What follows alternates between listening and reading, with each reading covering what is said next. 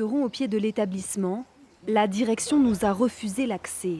Dans quelques jours, l'école supérieure d'art et de design, vieille de 240 ans, ne sera plus. Difficile à accepter pour ses étudiantes. Psychologiquement, c'est lourd, c'est dur, tout le monde est sur les nerfs. On se demande forcément si ça va avoir une incidence sur notre diplôme et l'après surtout. C'est tellement de vies qui ont été impactées par cette école et qui ont pu... c'est des gens qui ont réalisé des rêves et qui ont réussi à accéder à leur métier, qui ont appris énormément de choses dans ces murs. Et donc ça fait forcément quelque chose. On se dit, mais pour nous, c'est impossible de fermer une institution aussi ancienne qu'ici. Il y a plus de 2 ans, nous avions pu pénétrer dans les locaux. Débutait alors une année blanche, sans nouvelles promotions recrutées. La menace de fermeture planait déjà, alors que depuis 10 ans, les aides publiques allouées à l'institution se réduisaient. Une décision politique avant tout, selon ce professeur.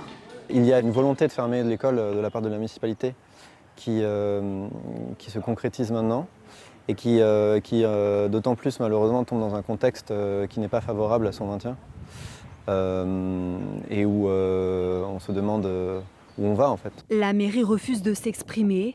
Valenciennes est pourtant une ville d'artistes. Bon nombre d'entre eux exposés dans ce parc sont passés par les ZAD. Cet enseignant s'inquiète pour l'avenir. Ce n'est pas que pour les étudiants, c'est l'accès à la culture. Et lorsqu'on voit à l'arrivée de l'autoroute, on voit Valenciennes, ville d'art et de culture, je pense qu'on peut rayer déjà art, puisqu'il n'y a plus d'école de formation en art, et de culture pour combien de temps? L'école fermera définitivement le 27 juin prochain. Élèves et professeurs organisent une journée porte fermée, une dernière occasion pour tous ceux qui le souhaitent de dire adieu et peut-être merci.